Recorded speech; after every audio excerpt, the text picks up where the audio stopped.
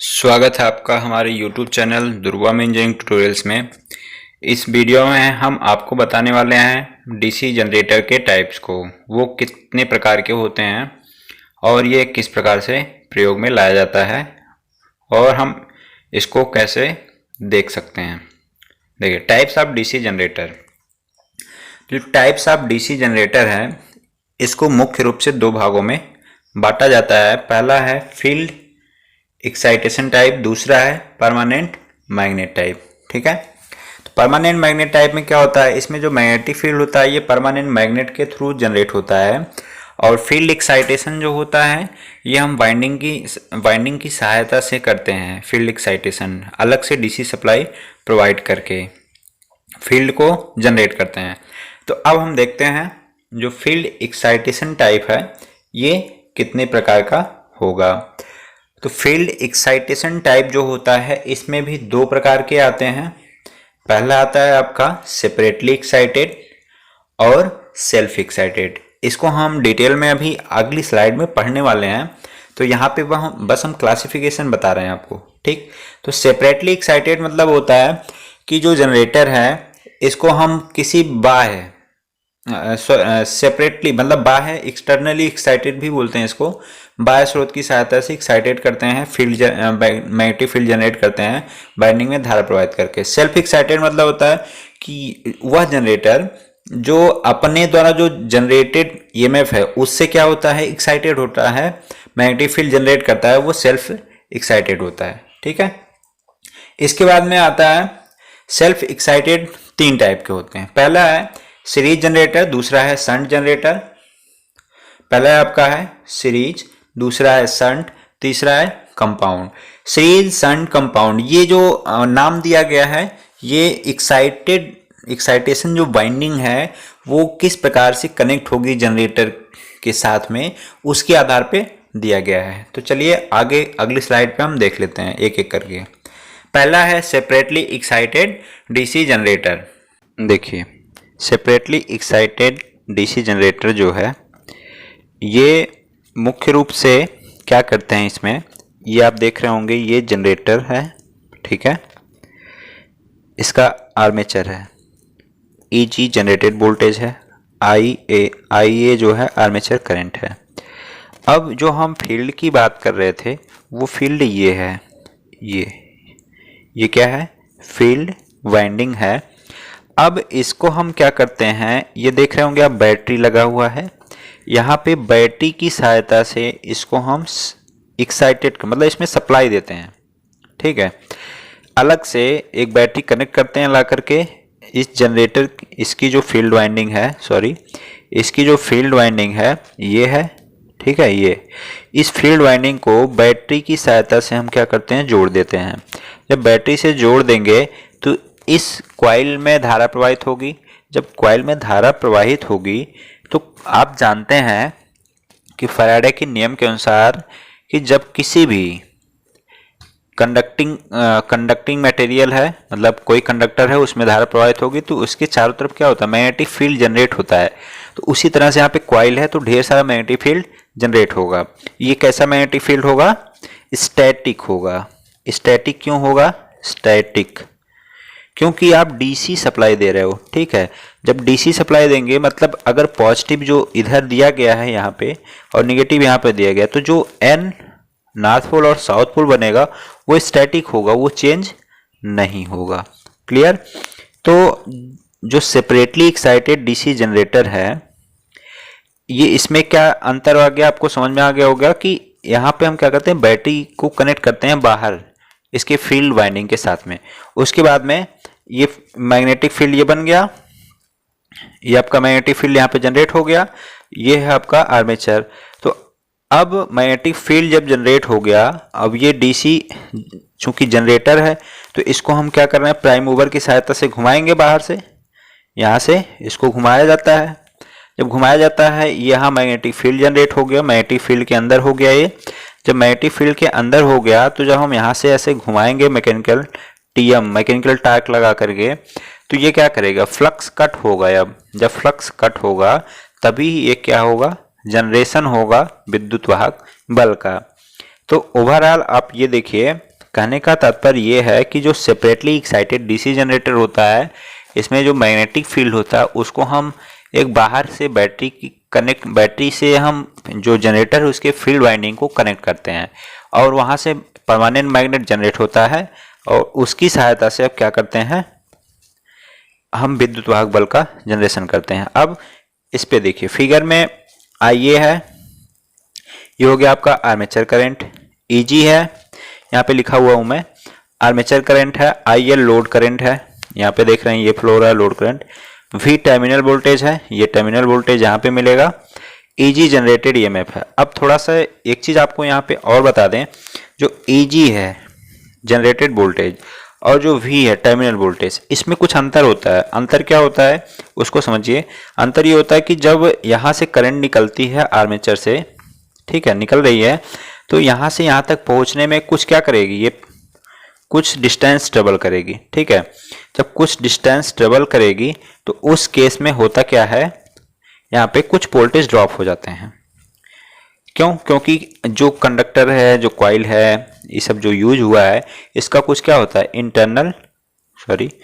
Internal resistance होता है। जब इंटरनल रेजिस्टेंस होगा तो इसमें कुछ मात्रा में वोल्टेज ड्रॉप हो जाता है। तो हमेशा जो ईजी होता है जनरेटेड ईएमएफ वो कम होता है टर्मिनल वोल्टेज से, लेकिन ये डिपेंड करता है कि जनरेटर कैसा है, ठीक है, वो अभी आगे क्लियर हो जाएगा आपको हम जब बता देंगे। क्योंकि एक ओवर एक्साइटेड और under excited flat rated generator जो होता है उसमें थोड़ा वोल्टेज जो होता है, मतलब टर्मिनल वोल्टेज, वो कम ज़्यादा और बराबर भी हो सकता है। तो वो डिपेंड करता है कि एक्साइटेशन कैसा है। तो यहाँ पे एक्साइटेशन डीसी का है, सेपरेटली एक्साइटेड है, ठीक। नेक्स्ट अब देखिए, नेक्स्ट है आर्मेचर में जो वोल्टेज ड्रॉप, आर्मेचर, इस आर्मेचर का खुद का कुछ रेजिस्टेंस होगा इसका। क्यों होगा? क्योंकि यहाँ पे भी बाइंडिंग होगी। ये जो आर्मेचर बना है इसका भी, जो इस मटेरियल का बना है सिलिकॉन स्टील का, उसका भी कुछ क्या होता है, रेजिस्टेंस होता है। तो टोटल वो जो वोल्टेज ड्रॉप होगा आर्मेचर के केस में, वो आर्मेचर का जो रेजिस्टेंस होगा बाइंडिंग का, वो इनटू आर्मेचर से जो करंट फ्लो हो रही है वो, इनका गुणा करेंगे तो हमें क्या मिल जाएगा, आर्मेचर वोल्टेज ड्रॉप, ठीक है। तो आर्मेचर वोल्टेज ड्रॉप मिल गया। उसके बाद में अब हम करंट देख लेते हैं। जो करंट है कितना लोड पे सप्लाई होगा, लोड करंट। तो लोड करंट यहाँ पे जो आर्मेचर करंट निकल रही है यहाँ से IA, ये लगभग बराबर होगा लोड करंट के। क्यों? क्योंकि लगभग आर्मेचर जो रेजिस्टेंस होता है वो ये डिस्टर्ब कर रहा है थोड़ा, मैक्सिमम 1 ओम होता है। कितना होता है? मैक्सिमम 1 ओम होता है, 1 ओम, ठीक है, मैक्सिमम। और हमेशा ये क्या होता है, 1 से कम ही रहता है। तो इस केस में हम मान सकते हैं कि जितना लगभग आर्मेचर करंट जनरेट हुई वो लोड को डिलीवर्ड हो गई। इसके बाद में आते हैं नेक्स्ट, जो पावर जनरेटेड है वो कितना है, ये आप कैसे निकालोगे, PG, पावर जनरेटेड कैसे निकालेंगे, जो जनरेटेड EMF है EG और जो करंट है I, इसका गुणा करेंगे तो हमें क्या मिल जाएगा, PG मिल जाएगा, पावर जनरेटेड, ठीक। Next, self excited DC generator. अभी हम क्या पढ़ा है आपको, सेपरेटली एक्साइटेड डीसी जनरेटर, उसको हम बाह्य स्रोत की सहायता से मैग्नेटिक फील्ड बना रहे थे। अभी यहाँ पे किसी बाह्य स्रोत की जरूरत नहीं पड़ेगी। ये क्या होगा, जो जनरेटर होगा वो स्वयं जो EMF जनरेट करता है उसी की सहायता से वो एक्साइट होगा और मैग्नेटिक फील्ड बनाएगा, जिससे मैग्नेटिक फील्ड कट होगा और EMF जनरेट होगा। तो these are the generators whose field magnets, जो फील्ड मैग्नेट्स की बात की गई है, ये फील्ड मैग्नेट्स क्या है, वही बाइंडिंग का magnet, energised by the current supplied by themselves. वेस का मतलब होता है कि जो जनरेटर है उसके द्वारा जो EMF जनरेट हुआ उसी से वो क्या होगा, एक्साइट होगा, उसी से फिर मैग्नेटिक फील्ड बनेगा। In this type of machine field coils are internally connected with the armature due to residual magnetism flux is always present in poles. अब देखिए रेजिडुअल मैग्नेटिज्म क्या है। अब बहुत लंबा वीडियो हो जाएगा, इसलिए मैं थोड़ा सा ओवरव्यू दे देता हूँ। रेजिडुअल मैग्नेटिज्म वो होता है कि जब एक बार किसी कॉइल में, सपोज ये कॉइल है, कॉइल में जब आप धारा प्रवाहित करके छोड़ देते हैं, फिर बंद ऑफ कर देते हैं स्विच को, यहाँ से धारा प्रवाहित किए, कुछ देर बाद स्विच को ऑफ कर दिए, उसके बाद में इसकी प्रॉपर्टी ये होती है कि कुछ मात्रा में मैग्नेटिक फील्ड इसमें रुक जाता है, तो उसको बोलते हैं residual magnetism. When the armature in rotated some EMF is induced, hence some। अब जब जैसे ही आर्मेचर रोटेशन स्टार्ट करेगा, घूमना शुरू करेगा, ये आर्मेचर है, अब इसको आप किसी बाहर स्रोत से घुमा रहे हो, जब इसको घुमाना चालू करेंगे मैग्नेटिक फील्ड जनरेट ही, थोड़ा सा मैग्नेटिक फील्ड है, तो अभी जनरेटेड EMF कितना होगा, Eg थोड़ा सा होगा, बिल्कुल लिटिल होगा, ठीक। अब थोड़ा सा और जब आपका जनरेटर घूमना चालू हुआ, थोड़ा सा EMF जनरेट हुआ, जब Eg थोड़ा सा जनरेट हुआ तो कुछ मात्रा में करंट फ्लो होगी, आइए वो करंट क्या करेगी, मैग्नेटिक फील्ड और बनाएगी, फिर इसी मात्रा में धीरे धीरे धीरे धीरे करके क्या होता है, EMF इस तरह इंक्रीज होता है ऐसे। मिनट में इसको मिटा के फिर से बना देता हूँ।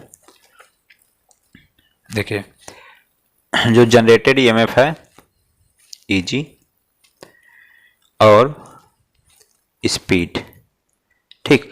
आप यहाँ से स्पीड टार्क ले लेते हैं यहाँ पे। जब आप थोड़ा सा घुमाए इसको, ठीक, रेजिडुअल मैग्नेटिज्म के कारण लगभग 2 वोल्ट के आसपास में यहाँ पे सप्लाई जनरेट होती है, EMF जनरेट होता है। तो इस केस में क्या होगा, कुछ मात्रा में वोल्टेज जनरेट होगा, फिर करंट फ्लो होगी, कुछ मात्रा में और होगा, फिर ऐसे बढ़ते बढ़ते धीरे धीरे क्या होता है, बढ़ते बढ़ते बढ़ने लगता है, और एक कंडीशन ऐसी आती है कि मैक्सिमम वोल्टेज डेवलप कर जाता है Vmax, जितना जनरेटर की कैपेसिटी होती है EM, ठीक है। ये सीढ़ी नुमा बढ़ता है ऐसे। चलिए नेक्स्ट टॉपिक देखते हैं। As the pole flux is strengthened, it will be produce more armature EMF, which cause further increase of current through the field. This increased field current further raise armature EMF, and this cumulative phenomena continue until the excitation reaches to rated value. अभी जो पीछे हम curve बना के बताए थे, जो हम फील्ड एक्साइटेशन दे रहे हैं, मतलब IF फील्ड एक्साइटेशन दे रहे हैं, इससे Eg जो होगा वो जनरेट कैसे हो, फील्ड एक्साइटेशन थोड़ा सा बढ़ा है, ये थोड़ा सा बढ़ा, फिर थोड़ा सा बढ़ा है, फिर थोड़ा सा बढ़ा, फिर थोड़ा सा बढ़ा, ऐसे बढ़ते बढ़ते बढ़ते क्या होता है, ये मैक्सिमम तक पहुंचता है। चलिए next. According to the position of the field coil, DC generator has 3 type. Field coil कैसे लगी है, सन मतलब ऐसे जुड़ा होगा, सीरीज मतलब ऐसे होगा, कंपाउंड दोनों ऐसे कंपाउंड हो जाएगा, ठीक है। तो उसके केस में हम इसके आधार पे 3 भागों में इसको डिवाइड करते हैं। पहला है सीरीज जनरेटर, दूसरा है शंट जनरेटर, तीसरा है कंपाउंड जनरेटर। इसके बाद में नेक्स्ट है सीरीज जनरेटर कैसा होता है, इसको पहले हम आपको दिखा देते हैं फिर बताते हैं। चलिए देखिए, ये है आपका सीरीज जनरेटर। सीरीज जनरेटर क्यों बोला गया, क्योंकि इसकी जो फील्ड कॉइल है वो इसके आर्मेचर के सीरीज में जुड़ी हुई है। फील्ड कॉइल जो सीरीज जनरेटर की होती है वो लेस टर्न की होती है, मतलब टर्न कितने होंगे इसमें, कम होंगे, और मोटे तार की बनाई जाती है, थिक वायर की वाइंडिंग होगी। ऐसा क्यों होता है, ऐसा इसलिए होता है कि जो आर्मेचर करंट होगी वही फील्ड करंट होगी, मतलब IF होगी, और वही लोड करंट होगी। तो लोड करंट अधिक होगी, क्योंकि जब हम लोड अप्लाई करते हैं जनरेटर पर तो लोड ज़्यादा करंट कंज्यूम करेगा, तो इसलिए इसको हम मोटा बनाते हैं कि इसमें वोल्टेज ड्रॉप कम से कम हो और जनरेटर हीट ज़्यादा ना हो। तो आप समझ गए होंगे कि सीरीज जनरेटर कैसा होता है। ये आप देख सकते हैं, यहाँ पे यहाँ लोड लगाया गया है, ये आर्मेचर, ये ब्रश है जो ब्लैक का है, ये आर्मेचर है, ठीक है। चलिए अब टॉपिक पे चलते हैं अपने। In this type series generator जो है, generators the field winding are connected in series with armature conductor. जब भी जो देखे आप, ये आर्मेचर कंडक्टर के साथ में क्या होगी, सीरीज में जुड़ जाएगी, ये फील्ड वाइंडिंग हो जाएगी। So whole current flow through the field coil as well as the load. जो लोड करंट होगी वही पूरी करंट फील्ड जो वाइंडिंग है उसके से होकर के जाएगी। तो इस केस में क्या होगा कि लोड करंट टोटली फुल जो मैग्नेटिक फील्ड है, ये मैग्नेटिक कॉइल है, ये टोटली लोड करंट को क्या करेगी, इसमें से गुजरना होगा, जिसके कारण इसका मैग्नेटिक फील्ड बहुत जल्दी डेवलप हो जाता है। ठीक, मैग्नेटिक फील्ड बहुत जल्दी डेवलप हो गया तो ईएमएफ बहुत जल्दी ही जनरेशन स्टार्ट हो जाता है।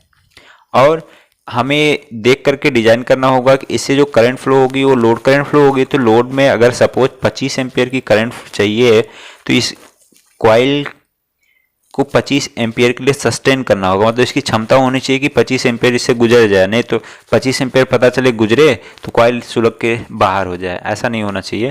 तो इसलिए हम इसको मोटा बनाते हैं, लो रेजिस्टेंस का बनाते हैं। मोटा रहेगा तो जाहिर सी बात है लो रेजिस्टेंस होगा, क्यों, क्योंकि R बराबर rho into L by A, cross section area क्या है, मोटा है, तो यहाँ से रेजिस्टेंस कम होगा। ओके, चलिए अब देखते हैं the electrical resistance of series field winding is therefore very low. इस फील्ड वाइंडिंग का रेजिस्टेंस जो होता है वेरी लो होता है, 0.5 से लेकर के 0.5 से लेकर के इसका 0.8 तक होता है। ठीक, 0.08 तक। चलिए नेक्स्ट स्लाइड पे चलते हैं। अब ये आपको दिखाई दिए, इसको मिटा लेते हैं। देखिए आर एस सी क्या है, आर एस ई क्या है, आई एस सी क्या है, ई जी क्या है, जनरेटेड ईएमएफ ये पीछे जो आप बताए वही है। आई ए क्या है, आर्मेचर करंट है, आई एल क्या है, लोड करंट है। ठीक, अब यहाँ अपना थोड़ा दिमाग लगाइए आप।